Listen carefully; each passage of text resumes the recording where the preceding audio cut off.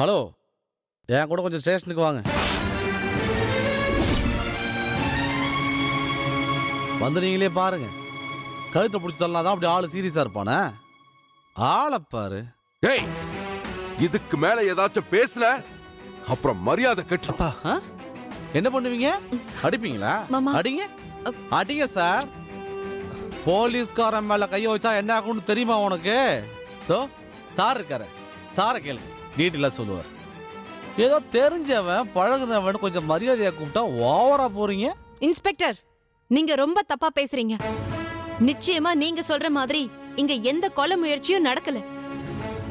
ஒருவேளை செல்வம் அந்த மாதிரி கம்ப்ளைண்ட் கொடுத்திருந்தாருன்னா அது அப்பட்டமான பொய். அது பொய்யா மெய்யாங்கிறதெல்லாம் ஸ்டேஷன்ல போய் முடிவு பண்ணீங்களா? உங்க மாமனாரை வர சொல்லுங்க. யோ, நான் எதுக்கே ஸ்டேஷனுக்கு வரணும்? அதெல்லாம் வர முடியாது. வரலன்னா அடிச்சு இழுத்துட்டு போக வேண்டியிருக்கும். என்ன அடிச்சு எடுத்துட்டு போவியா? எங்க அடி பாப்போம். அடியா பாப்போம். சூர்யா, காயத்ரி நீ சும்மா இரு. அடியா எங்க அப்பாவை. சூர்யா நம்மள திசை திருப்பி கேம் ஆட பாக்குறாரு. இது தெரியாம நீங்க இப்படி பேசுறீங்களே. ஹலோ, இந்த கேம் ஆடுறது கேரம் ஆடுறது இதுக்கெல்லாம் எனக்கு டைம் இல்லை. எனக்கு வேலை இருக்கு. ஒருத்தன் ஒரு மேல கம்ப்ளைண்ட் கொடுத்துருக்கான், கூட்டிட்டு போக வந்திருக்கேன். ஒழுங்கு மரியாதையா உங்க மாமனாரை கூட வர சொல்லுங்க. யோ, என் மேல போய் வழக்கு போட்டு கோர்ட்டுக்கு கூப்பிடுவ, போலீஸ் ஸ்டேஷனுக்கு கூப்பிடுவ, நீ கூப்பிடுற இடத்துக்குலாம் நான் வரணுமா? மாமா ப்ளீஸ் கொஞ்சம் அமைதியா இருங்க. இப்ப என்ன விசாரிக்கிறதுக்காக போலீஸ் ஸ்டேஷனுக்கு கூப்பிடுறீங்க, அவ்வளவுதானே? நீங்க அவரோட போ. என்னம்மா நீயும் புரியாம பேசிட்டு இருக்க? இல்ல மாமா, எல்லாமே புரிஞ்சுதான் பேசுறேன். காயத்ரி என்ன பண்ணிட்டு இருக்க? சூர்யா, தயவு செஞ்சு அமைதியா இருங்க. எனக்கு என்ன செய்யணும்னு தெரியும். இன்ஸ்பெக்டர், நீங்க எங்க மாமாவை கூட்டிட்டு போங்க. எங்க அப்பாக்கு மட்டும் ஏதாவது ஒண்ணு ஆச்சு. மாமா நீங்க போங்க மாமா. காயத்ரி வா, நம்மளும் போலீஸ் ஸ்டேஷன் கிளம்புவோம். வேணாம் சூர்யா, நீங்க ரெஸ்ட் எடுங்க, நான் பாத்துக்கிறேன். வாங்க வாங்க சூர்யா, வாங்க. வாங்கம்மா, வாங்க வாங்க. பார்வதி, பார்வதி, வா, யார் வந்திருக்கான்னு பாரு. யாரு? இவங்க தான் நம்ம மாப்பிள்ளையோட சித்தி. இவங்களுக்காக தான் அன்னைக்கு ஃபோன் பண்ணிட்டு காத்துக்கிட்டு இருந்தது. சரி சரி, வாங்க உட்காருங்க. உட்காருங்க. வாங்க உட்காருங்க. உங்க பொண்ணு மல்லிகாவை கொஞ்சம் கூப்பிடுறீங்களா? அவளை பாக்குறதுக்கு தான் நான் வந்தேன். அவ வயக்காட்டு கோயிலுக்கு போயிருக்கா. நான் வேணா ஃபோன் பண்ணி கூப்பிட்டுங்களா? இருக்கட்டும் இருக்கட்டும், ஃபோன் பண்ணி அவளை எதுக்கு தொந்தரவு பண்ணிட்டு? இல்லம்மா லட்சுமி, இவங்களை கூட்டிட்டு போய் மல்லிகாவை காட்டி பார்த்து பேசிட்டோம். வாங்க. எதுக்குமா உனக்கு சிரமம்? நானே போய் பாத்துக்கிறேன். ஒரு சிரமமும் இல்ல, லட்சுமி எங்க பொண்ணு மாதிரிதான். நீ கூட்டிட்டு போயிட்டு வந்துருமா? சரிப்பா, வாங்கம்மா போலாம். சரிங்க, அப்ப நான் உங்க பொண்ணை பார்த்துட்டு கிளம்புறேன். அட என்னங்க முத முறையா வீட்டுக்கு வந்திருக்கீங்க, ஒரு கப் காஃபியாவது குடிச்சிட்டு போங்க. பரவாயில்லம்மா, உங்க பொண்ணையே பார்க்க போறேன், அதை விடவா காஃபி பெருசு? இன்னொரு நாள் நிதானமா வந்து சாப்பிட்டா போச்சு. சரி, நான் கிளம்புறேன். வாங்கம்மா. அம்மா லட்சுமி, குழந்தைய கொடுத்துட்டு போ. குழந்தைய வேற வெயில வேஸ்டா தூக்கிட்டு போய். வாங்க போலாம். என்னடா செல்லம், பாட்டிக்கிட்டே இருங்க செல்லம். பார்வதி, கொஞ்சம் குடிக்க தண்ணி எடுத்து எடுத்துட்டு வரேன்.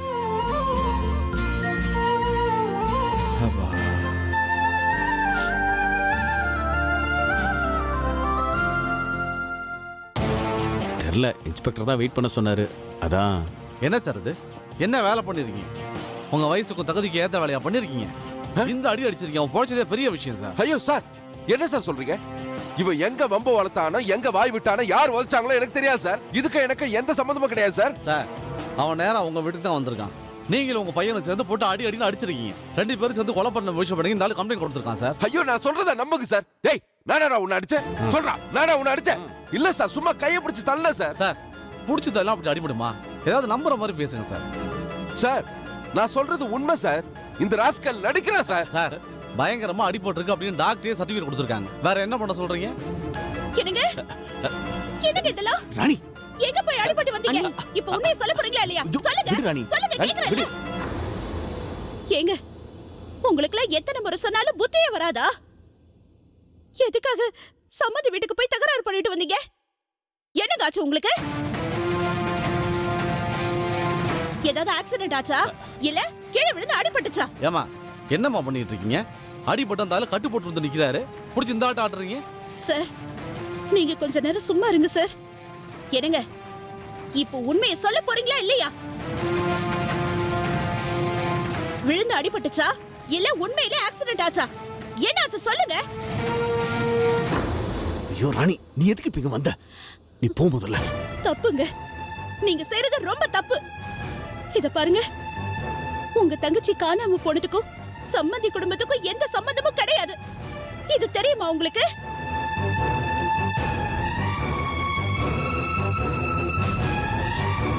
சம்பந்தி, தயவு செஞ்சு எங்களை மன்னிச்சிடுங்க.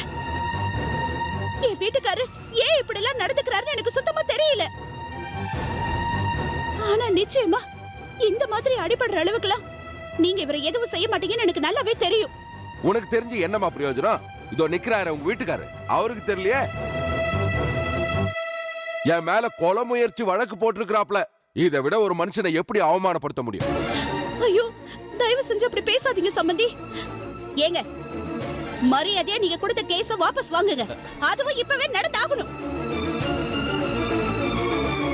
வாபஸ் வாங்க போறீங்களா இல்லையா? ராணி, கொஞ்சம் அமைதியா இரு ப்ளீஸ். இத பாரு, நான் ஒண்ணும் தெரியாம எதையும் செய்யல. தெரிஞ்சேதான் இந்த பைத்தியக்காரத்தனத்தை நீங்க பண்ணிருக்கீங்கன்னா உங்க தங்கச்சியை நீங்க ஜென்ம எதிரியா நினைக்க ஆரம்பிச்சிட்டீங்கன்னு அர்த்தம். போதுமா? என்ன ராணி இப்படி பேசுற? வேற எப்படிங்க பேச முடியும்? உங்க தங்கச்சி காணாம போனதுக்கும் இவருக்கும் எந்த சம்பந்தமும் இல்ல. நானும் எல்லாத்தையும் பார்த்துக்கிட்டு தான் இருக்கேன். என்ன நடந்துச்சுன்னு எனக்கும் தெரியும். என்கிட்ட ஒரு வார்த்தை கேட்டீங்களா? உங்க தங்கச்சி எங்க போனா என்ன ஆனானே நான் சொல்லிருக்க மாட்டேனா? ஏமா, சுப்பு போன இடம் தெரியுமா உங்களுக்கு? ஏன் வந்து எங்கள்கிட்ட நீங்க சொல்லல? இது பாருங்க சார், உங்க ஆட்டத்துக்குலாம் நான் வரல. சுப்பு எங்க போயிருக்கான்னு எனக்கு தெரியாது. ஆனா அந்த ரதி தேவியோட வீட்டுல தான், அவங்களோட பாதுகாப்புல தான் சுப்பு இருந்திருக்கா. நானே ரதி தேவி வீட்டுக்கு போய் அவங்கள பார்த்து பேசி கன்ஃபார்ம் பண்ணிட்டு வந்தாச்சு. ரதி தேவி வீட்டுல இருந்துதான் சுப்பு வெளியில போயிருக்கா. ரதி தேவியும் சுப்புவை தேடிட்டு தான் இருக்காங்க. போதுமா? மத்தபடி சம்பந்தி வீட்டுக்கும் சுப்பு காணாம போனதுக்கும் எந்த சம்பந்தமும் இல்ல. இத பாருங்க, சம்பந்தி மேல இப்படிதான் அபாண்டமா பழி போடுவீங்களா? எனக்கு இங்க நின்னு வளவளன்னு பேச இஷ்டம் கிடையாது. முதல்ல கேஸ வாபஸ் வாங்கிட்டு வீட்டுக்கு வந்து சேர வழிய பாருங்க. இல்ல முடியாது, மாட்டேன்னு ஏதாவது சொன்னீங்க, நீங்க வீட்டுக்கு வரும்போது நான் உயிரோடவே இருக்க மாட்டேன் சொல்லிட்டேன். ராணி, ஐயா ராணி, நான் சொல்றதை கேள் ராணி. சார், தயவு செஞ்சு மன்னிச்சிடுங்க சார். நான் கேஸை வாபஸ் வாங்கிக்கிறேன் சார். நான் இவர் மேல கொடுத்த கேஸை வாபஸ் வாங்கிக்கிறேன் சார். என்ன விட்டுருங்க சார், என்ன விட்டுருங்க.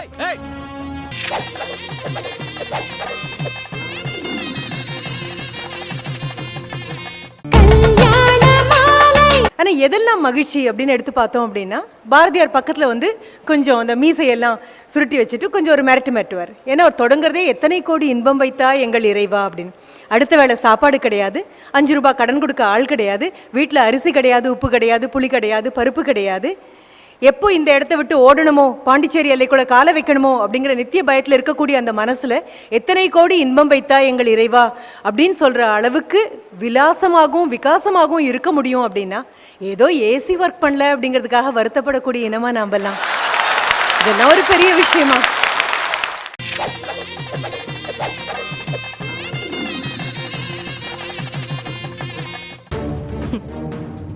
மிஸ்டர் முத்தையா,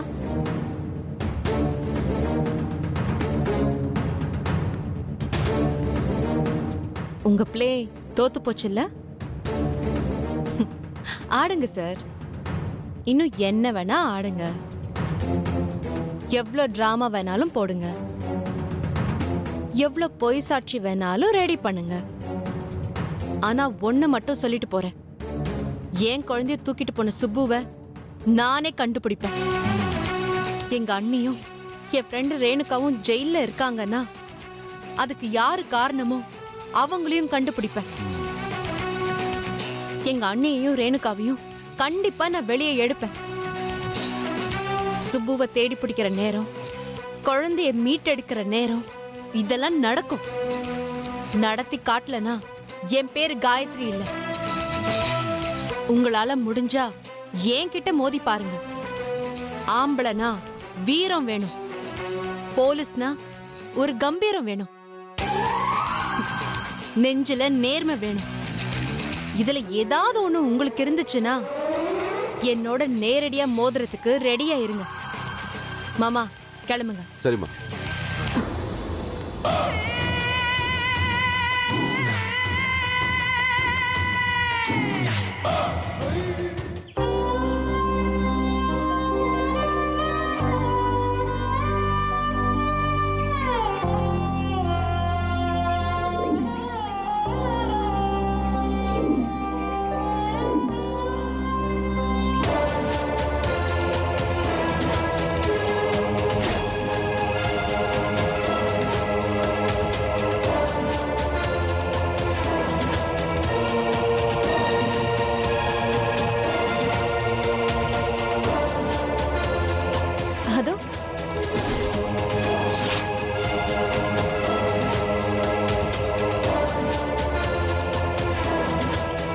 வாங்க.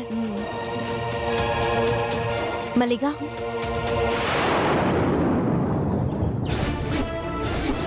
மல்லிகா, இவங்க தான் டாக்டர் பிரியா.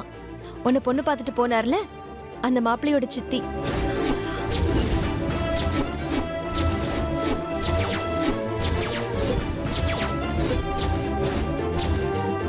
உன்னை பாக்குறதுக்காகவே சென்னையில இருந்து வந்திருக்காங்க. உன்கிட்ட ஏதோ பேசணுமா, அதான் இங்க கூட்டிட்டு வந்திருக்கேன்.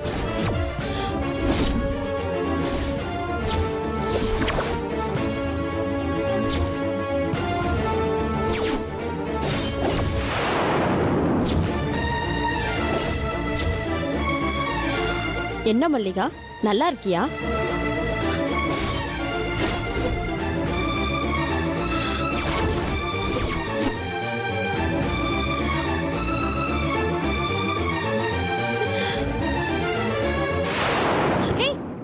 மல்லிகா, மல்லிகா, என்னாச்சுமா?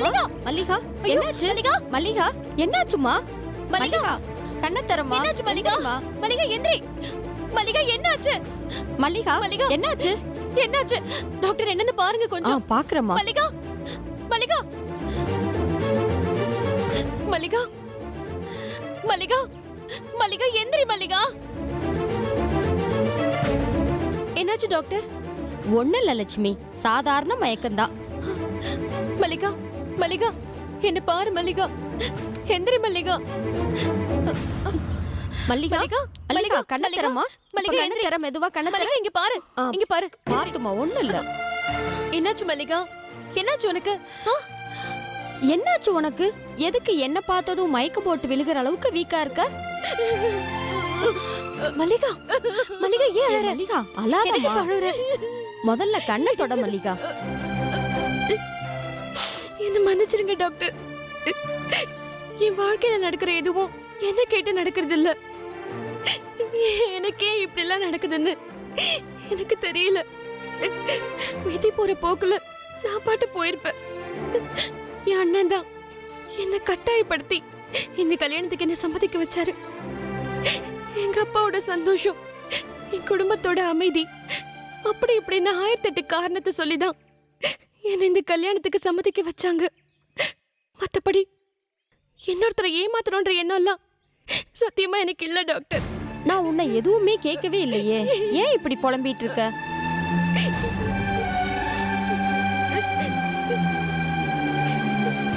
இல்ல டாக்டர், இப்ப நீங்க தான் அவரோட சித்திங்கிறத தெரிஞ்சு போச்சோ, இதுக்கு மேல இந்த கல்யாணம் நடக்குங்கிற நம்பிக்கை எனக்கு இல்ல. என்ன நடந்ததுன்றத நான் உங்ககிட்ட மறைக்கவும் விரும்பல. இங்க பாருமா, நான் உன்னை மிரட்டுறதுக்கோ பயமுறுத்துறதுக்கோ இங்க வரல, புரியுதா? உண்மையிலேயே நீ யாருன்னு தெரியாம உன்னை பார்க்கணுங்கிற ஆர்வத்துல தான் இங்க வந்த. உன்னை நேர்ல பார்த்ததுக்கு அப்புறம் தான் நீ தான் அந்த மல்லிகாங்கிறது எனக்கு புரிஞ்சது. அஃப்கோர்ஸ் உங்க அப்பா போட்டோ காட்டினாரு தான், பட் சின்னதா ஒரு டவுட் இருந்துச்சு. இப்ப எனக்கு அது கிளியர் ஆயிடுச்சு. இப்ப சொல்லுமா, என்ன நடந்துச்சு? ஏமாந்திருக்கேன் டாக்டர். வெக்கத்தை விட்டு சொல்றேன், என்னோட ஏமாளித்தனத்தை அந்த விமல் பயன்படுத்திக்கிட்டாரு. யாருமா அவரு? உன் சொந்த மாமான்னு சொன்ன? ஆமா டாக்டர், விமல் என்னோட மாமா தான். என்கிட்ட அன்பா நடந்துக்கிட்டாரு, ரொம்ப தன்மையா பழகுனாரு, நான் ஆசைப்பட்டதெல்லாம் செஞ்சாரு. எனக்காக குவைத்ல இருந்து நினைச்ச நேரத்துல ஓடி வந்தாரு. இப்படி ஒரு நல்ல மனுஷன் இருக்க முடியுமான்னு நான் நினைச்சு ஆச்சரியப்படாத நாளே கிடையாது. ஆனா கல்யாணத்துக்கு முன்னாடி நான் கொஞ்சம் கட்டுப்பாடா இருந்திருக்கணும். அதை செய்ய தவறுனது, அதுதான் நான் பண்ண பெரிய தப்பு. எல்லா பொண்ணுங்களும் இந்த மாதிரி ஒரு அசம்பாவிதம் நடந்ததுக்கு அப்புறம் நினைச்சு பாக்குற ஒரு விஷயத்தை தான் நீ என்கிட்ட சொல்லியிருக்க. சரி பரவாயில்ல விடு, நடந்ததை நம்மளால திருத்தி எழுத முடியாது. ஆனா அவர் தான் கான்ட்ராக்ட் முடிச்சிட்டு வந்து உன்னை கல்யாணம் பண்ணிக்கிறேன்னு சொல்லியிருந்தாரே, அது போய் டாக்டர். அந்த விமல் ஒரு ஏமாத்துக்காரன். இந்த விஷயம் எனக்கு முன்னாடி தெரியல. ஆனா நான் கல்யாணம்னு கேட்க ஆரம்பிச்சதுக்கு அப்புறம் அவர் கொஞ்சம் கொஞ்சமா என்னை விட்டு நழுவி போக ஆரம்பிச்சாரு. என்ன டோட்டலா கழட்டி விட பார்த்தாரு. அவர் என்னை ஏத்துப்பாரு, எப்படியாவது என்னை வாழ வைப்பாருன்னு நம்பிக்கையோட நான் இருந்தேன். அதுவும் இல்லைன்னு ஆனதுக்கு அப்புறம் நான் சுத்தமா நல்லா குலைஞ்சு போயிட்டேன் டாக்டர்.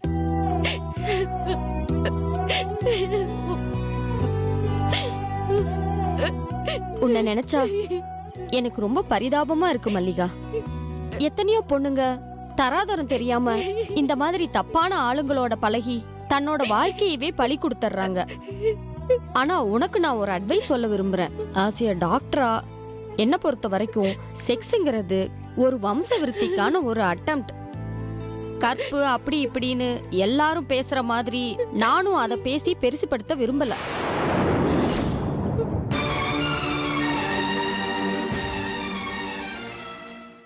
என்ன சொல்றீங்க டாக்டர்? உண்மையதாம்மா சொல்றேன். உன் வாழ்க்கையில ஒரு தப்பு நடந்திருக்கு. என்ன செய்யணும்னே தெரியாம நீயே செஞ்ச தப்பு அது. அந்த தப்புக்கு இப்ப வரைக்கும் நீ விலை கொடுத்துட்டு வந்திருக்க. இதுக்கு மேலையும் நீ கஷ்டப்பட்டுட்டு இருக்கிறது சரியில்லம்மா. ஆனா நான் பயந்தது நடந்துருச்சு டாக்டர்.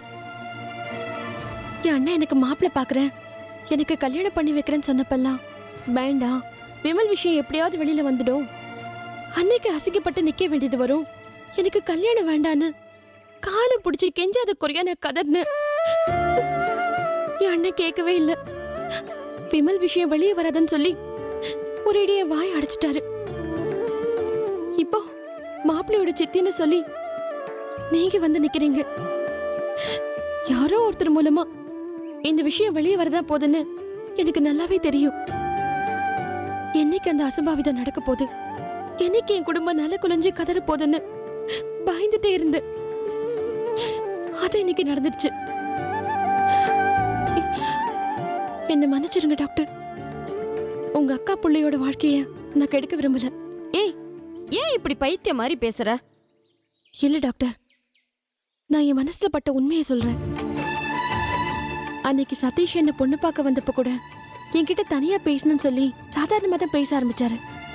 ஆனா என்னால ஒரு வார்த்தை கூட முழுசா பேச முடியல. எனக்கு அழுகதான் வந்துச்சு. நான் ஏன் அழறேன்னு திரும்ப திரும்ப அவர் கேட்டப்ப கூட என்னால பதில் சொல்லவே முடியல. என் வாயில வார்த்தை செத்து போச்சு டாக்டர். பேச தகுதியே இல்லாத ஒருத்தைய நம்பி ஒரு நல்ல மனுஷனை கட்டி வைக்கிறேன்னு வந்திருக்காங்களே, இவங்களுக்கு நாம இப்படி ஒரு துரோகத்தை பண்றோமே நினைச்சு நான் பட்ட வேதனை கொஞ்சம் நஞ்சம் இல்ல டாக்டர். முட்டாள் மாதிரி பேசாத மல்லிகா. நான் தான் சொல்றேன்ல, உன் வாழ்க்கையில நடந்தது எதிர்பாராத ஒரு விபத்து தான். காலம் பூரா அதையே நினைச்சு கவலைப்பட்டுட்டு இருக்கிறது முட்டாள்தனம். இத பார், சத்தியமா உன்னை பத்தி சதீஷ் கிட்டயோ அவங்க அம்மா கிட்டயோ சொல்ல போறதில்ல, புரியுதா? தெரியாம நடந்த ஒரு தப்புக்காக உன் வாழ்க்கைய பழி கொடுக்கணுங்கிற அவசியம் இல்ல. சதீஷ் நல்ல பையன், காலம் பூரா உன்னை கண்கலங்காம வச்சு காப்பாத்துவான். அவனை கல்யாணம் பண்ணிக்கிட்டு நீ சந்தோஷமா இருக்கணும். என்னோட ஆசீர்வாதம் எப்பவும் உனக்கு இருக்கு. ரொம்ப தேங்க்ஸ் டாக்டர். நீங்க சொன்னதெல்லாம் உண்மைதானே? நான் பொய் சொல்ல வேண்டிய அவசியம் இல்லம்மா. சதீஷ் கட்டிக்க போற பொண்ணு யாரு, எப்படிப்பட்டவன்னு தெரிஞ்சுக்கணும்னு நான் ஆசைப்பட்டது உண்மைதான். மல்லிகாவோட போட்டோவை காட்டினதுக்கு அப்புறம்தான் அவளுக்கு நான் டிஎன்சி பண்ணதே ஞாபகம் வந்துச்சு. இந்த பொண்ணுதான்னு ஒரு நிமிஷம் நான் அதிர்ச்சி ஆயிட்டேன். மல்லிகாவை நேர்ல பார்த்து பேச ஆசைப்பட்டதும் அப்பதான். மல்லிகாவோட நேர்ல இப்ப பேசினதுக்கு அப்புறம்தான் அவ தெரிஞ்சு இந்த தப்ப பண்ணலைன்னு நான் புரிஞ்சுக்கிட்டேன். தெரியாம செய்யற தப்புக்கு ஒருத்தரை தண்டிக்கிறது ரொம்ப பாவம்மா. நான் அந்த பாவத்தை செய்ய விரும்பல. மல்லிகா சின்ன பொண்ணு, வாழ வேண்டியவ. கால காலத்துக்கும் அவ நல்லா இருக்கணுங்கிறதா என்னோட ஆசை. ரொம்ப தேங்க்ஸ் டாக்டர். ஐயோ மல்லிகா, எந்திரி எந்திரி. என்ன இது? எந்திரிமா முதல்ல. கண்ணை தொட முதல்ல. இத பார், இனிமே உன் வாழ்க்கையில சந்தோஷம் மட்டும்தான் இருக்கணும், புரியுதா? ம், சரி வா போலாம்.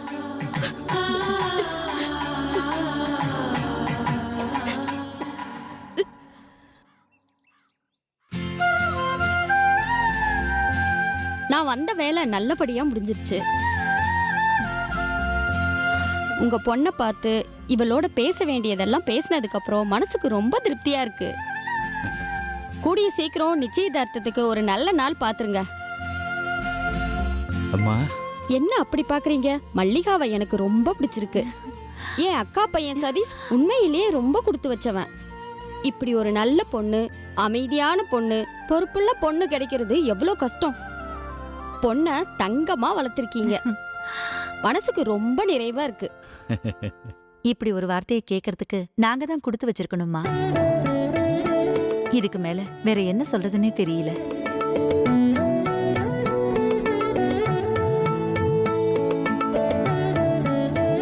மாப்பிள்ளைக்கும் பொண்ணை பிடிச்சு போச்சு. அவங்க அம்மாவும் ஓகே சொல்லிட்டாங்க. இப்ப நீங்களும் பிடிச்சு போச்சுன்னு சொல்லிட்டீங்க. அப்பா, இன்னும் எதுக்காக வெயிட் பண்ணணும்? சீக்கிரமா நிச்சயதார்த்தத்துக்கு நல்ல நாளா பாருங்க. சரிம்மா, அப்ப இன்னைக்கே நான் போய் ஜோசியரை பார்த்து நாள் குறிச்சிட்டு வந்துடுறேன். ஒரு நிமிஷம் இருங்க, நான் குடிக்க ஏதாவது எடுத்துட்டு வரேன். இல்லம்மா, நான் கிளம்புறேன். உங்க வீட்டுல நிதானமா உட்கார்ந்து சாப்பிடுறதுக்கு இன்னும் எவ்வளவோ சந்தர்ப்பம் வரதான் போகுது. ஆனா இன்னைக்கு கொஞ்சம் வேலை இருக்கு, தப்பா நினைச்சுக்காதீங்க. மல்லிகா, நான் கிளம்புறேன். சரியா? மல்லிகா, வரமா?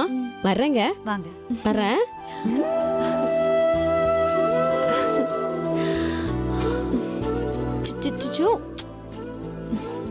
சரி வா, தூங்கலாமா?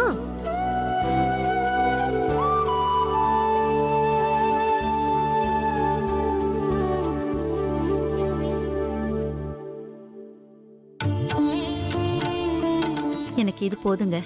மனசுக்கு எவ்வளவு நிம்மதியா இருக்கு தெரியுங்களா? நம்ம பொண்ணுக்கு மட்டும் நல்லபடியா கல்யாணம் நடந்து இவ புருஷன் வீட்டுக்கு போயிட்டா அதுக்கு மேல நமக்கு என்னங்க வேணும்? உண்மைதான் பார்வதி. எது நம்ம பொண்ணு மல்லிகா வாழ்க்கையில் நடக்காம போயிடுமோன்னு நினச்சி பயந்துக்கிட்டு இருந்தோமோ அது நல்லபடியாக நடக்க போதில்ல. ரொம்ப சந்தோஷமா இருக்கு. எல்லாம் நான் கும்பிட்ற நம்ம குலதெய்வத்தோட ஆசீர்வாதம் தான்.